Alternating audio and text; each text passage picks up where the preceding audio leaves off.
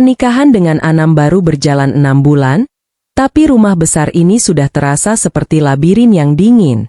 Anam, suamiku, adalah pria yang baik, tapi dia hanya ada secara fisik. Pikirannya selalu tertinggal di kantor atau terbungkus rapat oleh target pekerjaan. Kami berbagi ranjang, tapi kami tidak berbagi keheningan atau pikiran.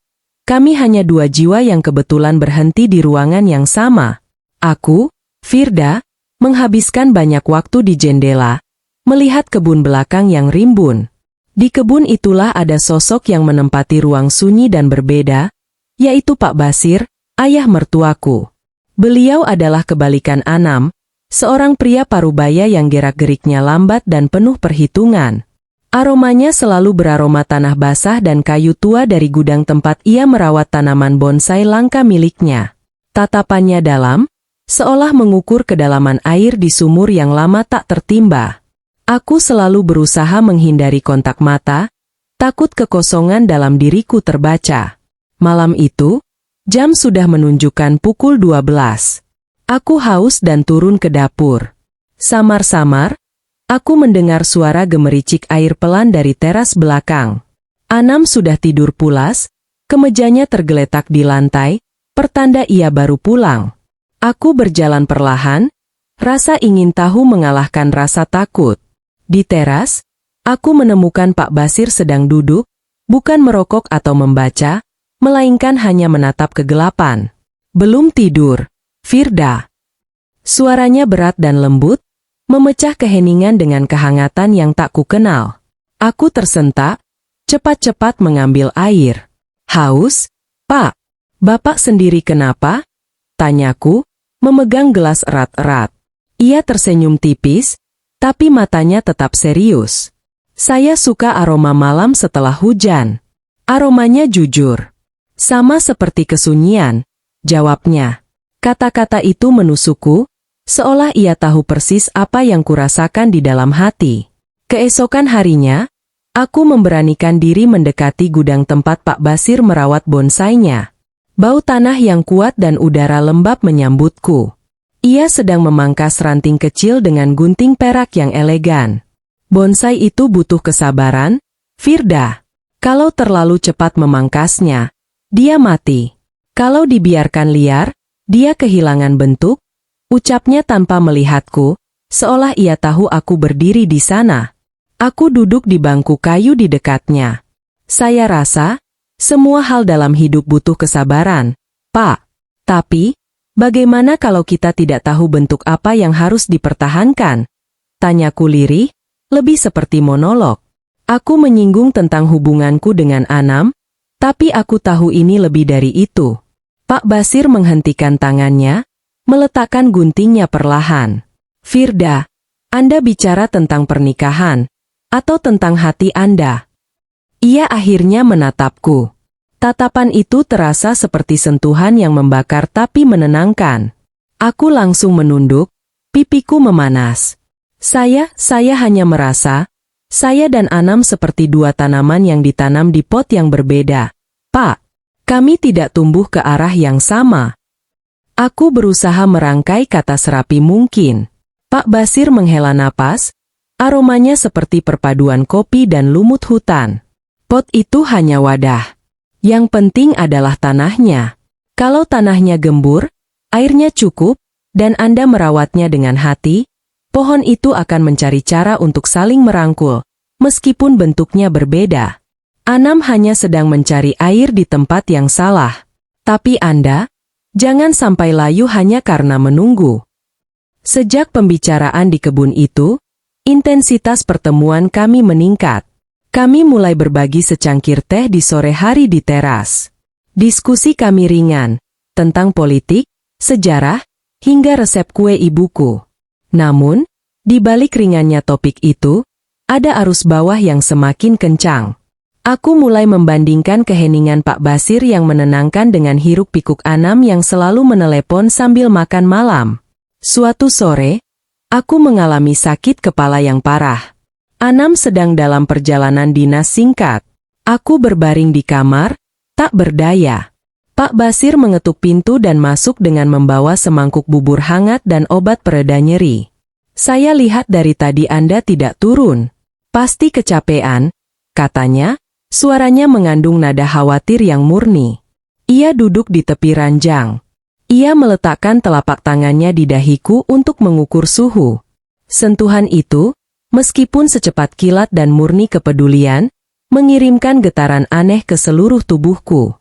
Tangannya besar, hangat, dan kasar, sebuah kontras sempurna dengan dahiku yang berkeringat.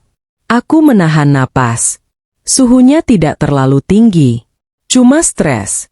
Minum obat ini, ya, perintahnya lembut.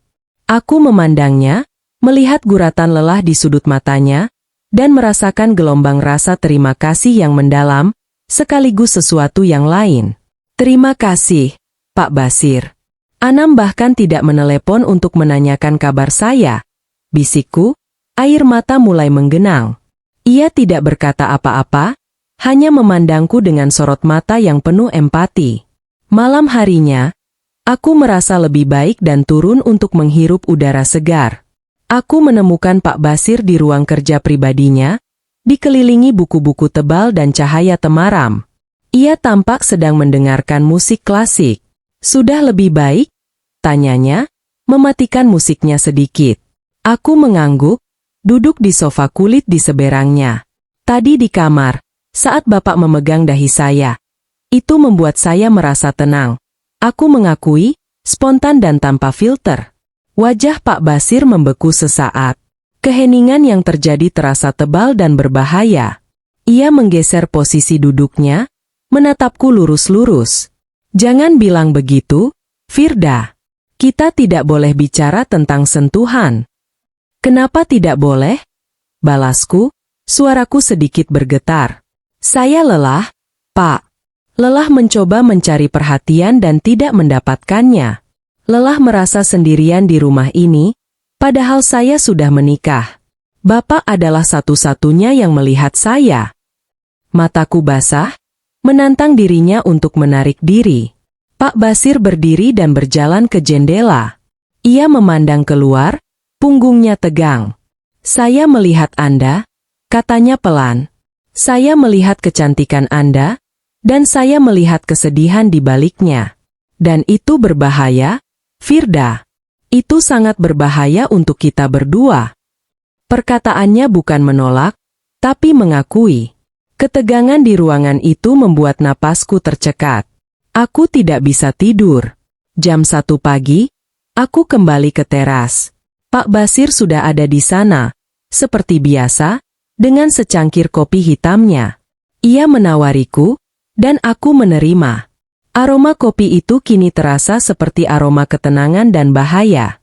Anam mengirim pesan, dia bilang baru bisa pulang lusa. Kataku, mencengkeram cangkirku. Saya mengerti, jawabnya singkat. Kami duduk berdampingan, tidak ada jarak yang tercipta. Aku berani memulai obrolan yang lebih pribadi. Bapak, bagaimana rasanya saat ibu meninggal? Saya tidak pernah berani bertanya pada Anam. Tanyaku, ingin tahu tentang masa lalunya. Pak Basir menoleh, tatapannya lembut dan sendu. Rasanya seperti kehilangan kompas di tengah laut. Saya tidak tahu kemana harus berlayar. Saya hidup, tapi hati saya tidak. Sampai ada percakapan kecil di teras ini yang membuat saya merasa, mungkin saya belum tenggelam sepenuhnya. Ia tidak melanjutkan, tapi ia tidak perlu. Kata-katanya membuat hatiku berdebar kencang. Aku tahu ia bicara tentangku.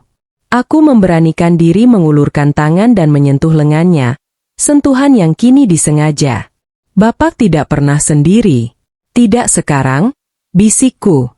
Ia tidak menarik diri. Aku bisa merasakan otot lengannya mengeras di bawah telapak tanganku, merasakan panas tubuhnya. Setelah sentuhan singkat itu, kami kembali ke rutinitas, tapi suasana hati sudah berubah. Ada listrik yang mengalir di udara di antara kami. Kami berbicara lebih jarang, tapi setiap tatapan mata terasa seperti janji. Suatu sore, kami sedang di kebun, memindahkan pot bonsai. Pot itu berat, dan kami harus mengangkatnya berdua. Saat kami mengangkatnya, tangan kami bersentuhan. Bukan hanya ujung jari, tapi telapak tangan kami saling menempel erat, menanggung beban pot bersama. Aku menahan napas, pandanganku terarah pada tangannya yang menggenggam pot di samping tanganku. Kehangatan yang menjalar bukan hanya dari aktivitas fisik. Basir, aku tanpa sadar menyebut namanya tanpa embel-embel, Pak. Ia menoleh cepat. Matanya memancarkan keterkejutan dan hasrat yang tak lagi bisa disembunyikan. Wajahnya begitu dekat. Waktu terasa berhenti. Firda, jangan buat ini sulit, bisiknya, suaranya serak. Ia tidak melepaskan pot itu, dan tangannya tidak menjauh. Ini sudah sulit, Basir. Semuanya sulit. Kenapa kita harus pura-pura bahwa keheningan di sini lebih menenangkan daripada di kamar saya? Aku balik menantang. Ia hanya menatapku, matanya kini memohon dan penuh keputusasaan. 2 hari kemudian, terjadi insiden.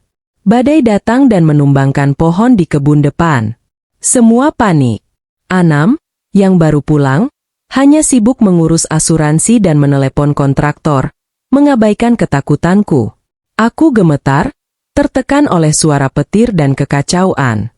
Saat aku berdiri sendirian di dekat jendela, Pak Basir mendatangiku. Ia tidak bertanya tentang pohon atau kerugian. Ia hanya melihat wajahku yang pucat. Anda kedinginan, katanya, lalu ia melakukan hal yang tidak pernah ia lakukan. Ia menarikku. Pelukannya kencang, mendesak, tapi penuh rasa aman. Aku membenamkan wajahku di dadanya, menghirup aroma kayu dan ketenangan yang kurindukan.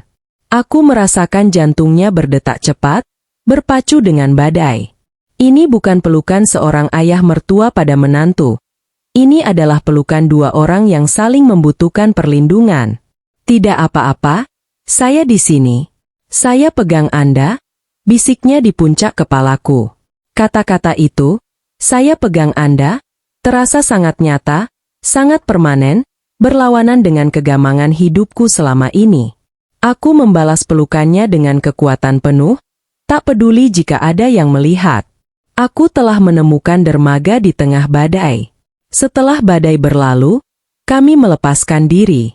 Pak Basir membersihkan air mata di pipiku dengan ibu jarinya, gerakannya lambat dan sangat hati-hati. Ini tidak boleh terjadi lagi, Firda, katanya, suaranya kini kembali pada otoritas yang ia miliki. Kenapa tidak boleh? Tanyaku, masih terengah-engah. Saya merasa aman. Saya merasa hidup saat Bapak memeluk saya. Lebih hidup daripada saat saya bersama Anam. Aku tidak berkedip, ingin ia tahu bahwa aku bersungguh-sungguh. Ia menggelengkan kepalanya pelan, matanya menyiratkan kepedihan yang mendalam. Karena Anam adalah putra saya, dan Anda adalah istrinya. Kita punya batasan, yang, jika kita langgar, akan menghancurkan semua orang. Termasuk Anda. Ia mundur 1 langkah. Tapi, Basir, kita sudah melanggar batasan itu sejak kita menyentuh pot bonsai bersama. Balasku, suaraku meninggi. Kita melanggar batasan itu sejak saya menemukan kedamaian di mata Bapak, bukan di mata suami saya. Pintu kamar Anam terbuka, dan ia hanya melihat kami berdiri berjauhan. Kenapa kalian di sini? Ngobrolin apa? Tanyanya, suara penuh kelelahan. Konflik dengan Anam memburuk. Ia merasa kami menyembunyikan sesuatu, meski ia tidak tahu apa. Malam itu, Anam pergi lagi, marah karena kami tidak bisa berkomunikasi. Aku duduk di sofa, menangis dalam diam. Tak lama kemudian, Pak Basir datang dan duduk di sampingku. Ia tidak berkata apa-apa, hanya menyodorkan sapu tangan. Aku mengambilnya, dan tanganku gemetar. Ia lalu mengulurkan tangannya, dan kali ini, ia menggenggam tanganku. Genggaman itu kuat, menenangkan, menghapus semua keraguan. Jangan menangis, Firda. Anda tidak pantas bersedih sendirian, bisiknya. Suaranya kini hanya untukku. Aku menoleh, Mataku bertemu dengan matanya. Dalam sorot matanya, aku melihat cerminan rasa sakitku, dan juga hasrat yang sama kuatnya. Aku tidak tahu siapa yang bergerak lebih dulu. Mungkin aku yang mencondongkan diri, atau mungkin ia yang mendekat. Detik berikutnya, bibirnya sudah menyentuh bibirku. Ciuman itu lembut pada awalnya, seperti pengakuan rahasia, lalu berubah menjadi mendesak, penuh kerinduan dan keputusasaan. Tangannya yang bebas memegangi wajahku, ibu jarinya membelai tulang pipiku. Kami berdua gemetar, tersesat dalam rasa yang terlarang namun terasa sangat benar. Itu adalah ciuman terlarang yang juga paling menyakitkan. Kami melepaskan diri, napas terengah-engah, mata kami tertutup. Keheningan yang mengikuti ciuman itu jauh lebih memekakan telinga daripada badai apapun. Pak Basir berdiri, membelakangiku, kedua tangannya mengepal erat. Saya minta maaf. Saya tidak seharusnya, ucapnya dengan nada penyesalan yang mendalam. Aku juga berdiri, berjalan mendekatinya, dan menyentuh punggungnya. Jangan, Basir. Jangan minta maaf. Ini adalah satu-satunya saat saya merasa bahwa saya berada di tempat yang seharusnya, kataku, memeluk punggungnya erat-erat. Aku merasakan kehangatan yang mengalir dari tubuhnya, menghapus dingin yang selama ini kurasakan. Ia membalikkan badan, menatapku, hasrat kini mendominasi keraguan. Firda, ini salah. Tapi, saya tidak tahu bagaimana menghentikannya. Sejak Anda datang, saya merasa hidup kembali, padahal saya tahu saya harusnya mati rasa demi Anam. Pengakuan itu membuatku merasa lega sekaligus terbebani. Aku tidak menjawab dengan kata-kata. Aku hanya kembali menciumnya, kali ini lebih lama, lebih dalam, dengan penyerahan total. Genggamannya di pinggangku mengeras, menarik tubuhku merapat ke tubuhnya yang kokoh. Udara di sekitar kami terasa panas, dipenuhi aroma kopi dan kayu, dan hasrat yang tak terhindarkan. Setelah ciuman yang memuncak itu, kami kembali ke kamar masing-masing, namun tidur adalah kemustahilan. Sepanjang hari, kami menghindari satu sama lain, tapi setiap kali berpapasan, tatapan kami terkunci, membawa kembali ingatan akan kehangatan malam sebelumnya. Aku tahu, batas sudah lama hancur, dan kami hanya menunggu kehancuran total. Malam harinya, Anam kembali pulang, tampak gembira. Ia memberiku hadiah. Lihat, sayang, aku dapat proyek besar. Kita akan kaya, serunya, tanpa memperhatikan ekspresi tegangku. Ia tidak melihat air mata yang kurahasiakan, atau kedinginan yang kurasakan saat ia menyentuh bahuku. Anam sibuk dengan masa depannya sendiri. Setelah Anam tertidur, aku turun ke teras. Aku tahu Pak Basir ada di ruang kerjanya. Aku berjalan ke sana, tanpa mengetuk, tanpa kata-kata. Ia sedang berdiri, memandang kebun yang gelap. Ia menoleh, matanya sudah dipenuhi pertanyaan. Saya tidak bisa. Saya tidak bisa pura-pura lagi, kataku, suaraku pecah. Aku berjalan mendekat. Malam ini, Basir, biarkan saya tahu apa artinya dicintai. Air mata menetes di pipiku. Pak Basir tidak lagi melawan. Ia mengulurkan tangan. Saya tidak akan menyakiti Anda, Firda. Saya janji, bisiknya, suaranya bergetar karena emosi dan penyerahan diri. Ia membawa tanganku, membimbingku melewati lorong gelap ke kamarnya. Kamar itu beraroma buku tua, pinus, dan kesendirian yang tiba-tiba terisi penuh. Saat ia menutup pintu, suara kunci yang berputar terasa seperti bunyi alarm dan pengampunan sekaligus. Kami berdiri di tengah ruangan, hanya diterangi cahaya bulan dari jendela. Pak Basir menangkup wajahku dengan kedua tangannya, memaksaku menatapnya. Matanya mencari kepastian, mencari izin di mataku, sebelum ia memajukan bibirnya. Kali ini, ciuman itu adalah janji, bukan lagi sebuah kesalahan. Ia mengangkatku, memeluk pinggangku erat, dan aku melingkarkan kakiku di pinggangnya, merasakan setiap lekuk tubuhnya yang kuat. Ia membawaku ke ranjang, melepaskanku perlahan. Ia duduk di sisiku, tangannya gemetar saat ia mulai menyentuh rambutku, lalu turun ke leherku. Aku meraih kerah kemejanya, menariknya mendekat. Kami tidak mengucapkan sepatah kata pun.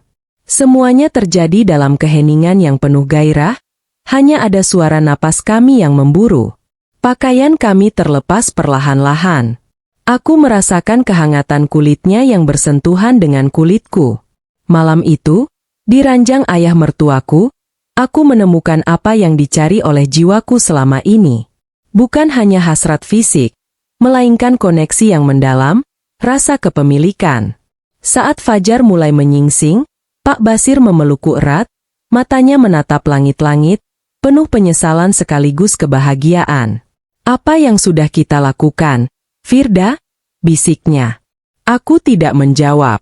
Aku hanya memejamkan mata, memeluk rahasia terlarang kami.